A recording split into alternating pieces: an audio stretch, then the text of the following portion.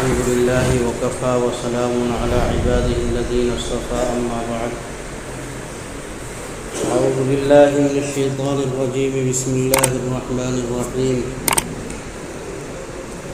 قل يا عبادي الذين أسرفوا على أنفسهم لا تقنطوا من رحمة الله إن الله يغفر الذنوب جميعا إنه هو الغفور الرحيم صدق اللہ العظیم۔ انسانوں کو دنیا کے اندر محض اپنی عبادت کے لیے بھیجا ہے، جس کا تقاضا یہ تھا کہ انسان ہمہ وقت اللہ کی عبادت میں لگا رہے۔ انسان کو دوسرے کسی کام کی، دنیاوی مصروفیات کی کوئی اجازت ہی نہ ہوتی، اس لیے کہ مقصد جب عبادت ہے تو پھر اس کا لازمی تقاضا یہ ہے کہ انسان ہمہ وقت مقصد میں لگا رہے۔ لیکن اللہ تبارک و تعالیٰ کا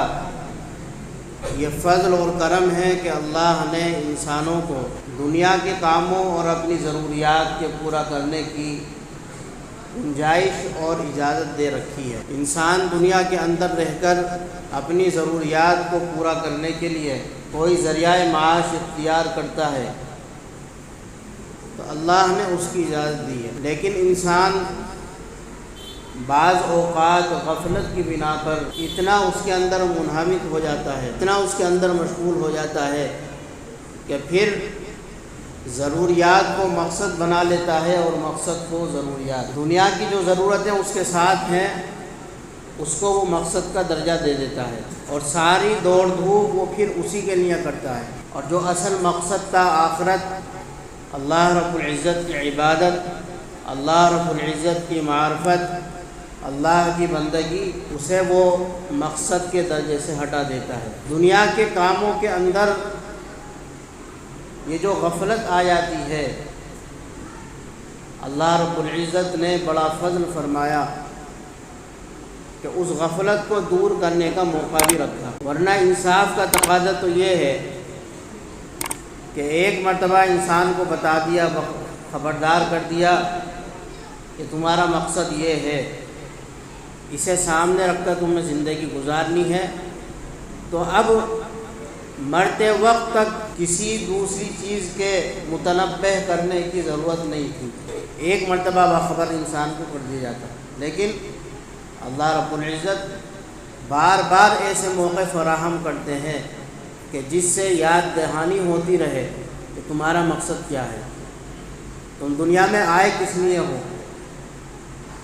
دنیا میں زندگی تمہیں کس طرح گزارنی ہے، کیا چیزیں ہیں کہ جن کو تم نے سامنے رکھنا ہے اور کیا چیزیں ہیں کہ جن کو تم نے ضرورت کی حد تک رکھا۔ بہت سے مواقع اللہ رب العزت نے رکھے ہیں، کبھی شب برات کا موقع ہوتا ہے، کبھی شب قدر کا موقع ہوتا ہے، کبھی رمضان مبارک کا یہ پورا مہینہ یہ موقع ہوتا ہے، اور اسی میں خاص طور سے رمضان کا آخری عشرہ، اسے تو اللہ رب العزت نے نام ہی دے دیا کہ یہ جہنم سے خلاصی کا عشرہ ہے، جہنم سے آزادی کا عشرہ۔ تو رمضان دراصل انسانوں کے اندر جو غفلت آ جاتی ہے، اس غفلت کو دور کرنے کے لیے ایک پریکٹس ہے، ایک مشق ہے۔ اگر کوئی انسان صحیح طور پر رمضان کو گزار لے تو پھر اس کی غفلت دور ہو جاتی ہے، اور رمضان کے بعد اس کی زندگی صحیح راستے پر رہتی ہے۔ اور جس شخص نے رمضان مبارک کی ہی قدر نہ کی ہو، رمضان کو ہی صحیح طریقے سے نہ گزارا ہو، رمضان کے اندر جو عبادتیں ہیں ان عبادتوں سے جان چھڑائی ہو، تو پھر رمضان کے بعد کا جو وقت ہوتا ہے وہ اور اس کے لیے بدتر ہوتا ہے۔ جب رمضان میں ہی وہ گناہوں سے نہیں بچ پایا، رمضان میں ہی اس کے دل کے اندر عبادت کا شوق پیدا نہیں ہوا، تو پھر بعد میں کیسے ہو سکتا؟ تو اللہ کا شکر ادا کرنا چاہیے کہ اللہ رب العزت نے اپنے بندوں پر اتنا بڑا رحم فرمایا، اتنا بڑا فضل فرمایا کہ ایک پورا مہینہ غفلت کو دور کرنے کے لیے دے دیا۔ اس میں بھی اگر ہم پیچھے رہ جائیں ہماری غفلت دور نہ ہوئی ہو، دلوں کے اندر ہماری وہ تبدیلی نہ آئی ہو جو آنی چاہیے، رمضان سے پہلے جو کیفیت تھی رمضان گزرنے کے بعد وہ کیفیت نہ بدلی ہو، اس سے بڑی محرومی نہیں ہے۔ تو آخری عشرہ اس کے اندر اللہ رب العزت نے اعتکاف بھی رکھا، نبی پاک علیہ الصلوۃ والسلام نے اس کی بڑی تاکید فرمائی اور اس کو سنت مؤکدہ علی الکفایہ قرار دیا کہ اگر بستی کے اندر کوئی ایک بھی فرد اعتکاف میں نہ ہو تو پھر تمام بستی والے وہ مجرم ہیں۔ تو ہر مسجد کے اندر اعتکاف ہونا چاہیے آخری عشرے کا، اور اس میں کوشش یہ ہونی چاہیے کہ زیادہ سے زیادہ ہر ایک اپنے آپ کو فارغ کر کے اس نیت کے ساتھ کہ پتہ نہیں یہ 10 دن باقی ہیں، 9 دن باقی ہیں، اگلے رمضان کی برکتیں مل پائیں گی یا نہیں مل پائیں گی، انسان پوری محنت لگا دے عبادت میں، آخری عشرے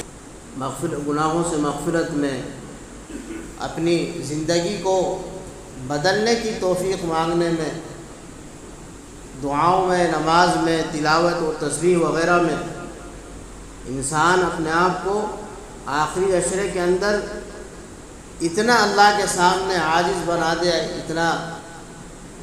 عبادت کر لے محنت کر کے کہ پھر اللہ رب العزت کو بھی رحم آ جائے اور اللہ تبارک و تعالی اس کی زندگی کو بدلے۔ تو اس مرتبہ آخری عشرہ شروع ہوگا اتوار کے دن غروب آفتاب سے، یعنی جو اعتکاف میں بیٹھنے والے حضرات ہیں ان کے لیے ضروری ہے کہ اتوار کے دن مغرب سے پہلے مسجد میں آ جائیں، اور جیسے ہی افطار کا وقت ہو، غروب آفتاب ہو، اس وقت سے ان کا اعتکاف شروع ہوگا اور چاند نظر آنے تک وہ اعتکاف کے اندر رہیں گے۔ اعتکاف کی فضیلت اور خصوصیت یہ ہے کہ انسان اعتکاف کے اندر اگر وہ خالی بھی ہے، آرام بھی کر رہا ہے، تو بھی وہ عبادت میں ہے، الا یہ کہ کوئی غیر ضروری باتیں نہ کرنے لگے، لا یعنی باتوں میں مشغول ہو جائے، دنیا کی باتیں کرنے لگے، تو پھر تو یہ نقصان کی بات ہوگی۔ لیکن اگر انسان لا یعنی کاموں سے، لا یعنی باتوں سے بچا ہوا ہے تو پھر اس کا مسجد میں رہنا بھی عبادت ہے، اس کے علاوہ جتنی وہ عبادت کر لے گا وہ اس سے مزید ہے۔ اسی طریقے سے جو شخص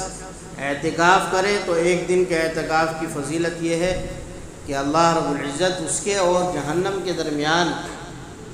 ایسی 3 خندقیں حائل کر دیتے ہیں جتنا آسمان و زمین کی وسعت، آسمان و زمین کی چوڑائی، ایسی 3 خندقیں، 3 کھائیاں اللہ رب العزت اس بندے اور جہنم کے درمیان کر دیتے ہیں۔ مطلب یہ ہے کہ پھر جہنم سے اس کو نجات دے دی جاتی ہے۔ تو اعتکاف کی کوشش ہونی چاہیے، کم سے کم ہر گھر سے ہی کوئی نہ کوئی مسجد میں اعتکاف کرنے والا بنے، اور اپنے لیے، اپنے گھر کے لیے، امت کے لیے، مسلمانوں پر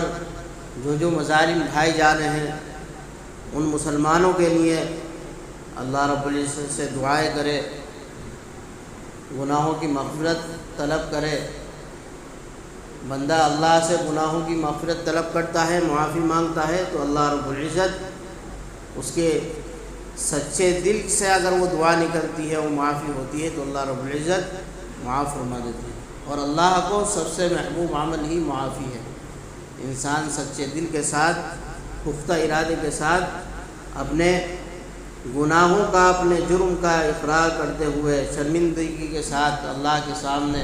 آئندہ نہ کرنے کا عزم کرتے ہوئے اللہ سے معافی مانگ لے تو اللہ رب العزت معاف فرما دیتے ہیں۔ جو شخص اس اعتکاف میں رہیں گے تو جو مسجد کی شرعی حدود ہیں، جو داخلی مسجد کہلائی جاتی ہے، مسجد کا اندرونی حصہ، جیسے یہاں اس مسجد کے اندر یہ اندر کا حصہ ہو گیا، اور یہ باہر ادھر اور ادھر یہ داخلی مسجد ہے۔ ادھر کا جو حصہ ہے جہاں کالا فرش ہو رہا ہے یا سیدری ہو گئی یا ادھر یہ پلر سے ادھر کا حصہ اور ادھر وہ چبوترا، یہ سب غیر مسجد شرعی مسجد میں داخل نہیں ہے، تو بلا ضرورت کے ادھر جانا اس کے لیے جائز نہیں ہے۔ جو اعتکاف میں بیٹھا ہو، ضرورت ہے پیشاب پاخانے کی، اس کے لیے جا سکتا ہے۔ اسی طریقے سے اگر غسل کی ضرورت پڑ جائے، واجب غسل، اس کے لیے جا سکتا ہے، محض ٹھنڈک حاصل کرنے کے لیے یا گرمی دور کرنے کے لیے غسل نہیں کرے گا۔ واجب غسل ہو جائے تو اس کے لیے جا سکتا ہے۔ تو آپ مسجد کی حدود میں کے اندر ہی رہنا ہے، اور یہ بھی ضرور نہیں ہے کہ آدمی ایک ہی کونے میں رہے، مسجد میں کسی بھی حصے میں وہ اٹھ سکتا ہے، بیٹھ سکتا ہے، آرام کر سکتا ہے۔ ہاں سہولت کے لیے کہ بعض مرتبہ آرام کا تقاضا ہوتا ہے، لیکن اور دوسرے لوگ عبادت کر رہے ہوتے ہیں تو اس کے لیے سہولت کے لیے کوئی پردہ وغیرہ ڈال لیا جاتا ہے، اس میں بھی کوئی حرج نہیں ہے۔ تو اعتکاف کی نیت ہونی چاہیے، اور یہ جو 2 دن بچے ہیں اس میں آدمی اپنی پوری تیاری کر لے، جو ضروریات ہیں ان کو نمٹا لے، اور اتوار کے دن مغرب سے پہلے پہلے مسجد میں آ جائیں اور پھر چاند دیکھ کر ہی مسجد سے جائیں۔ اللہ تعالی ہم سب کو عمل کرنے کی توفیق نصیب فرمائے۔ وآخر دعوانا الحمد للہ۔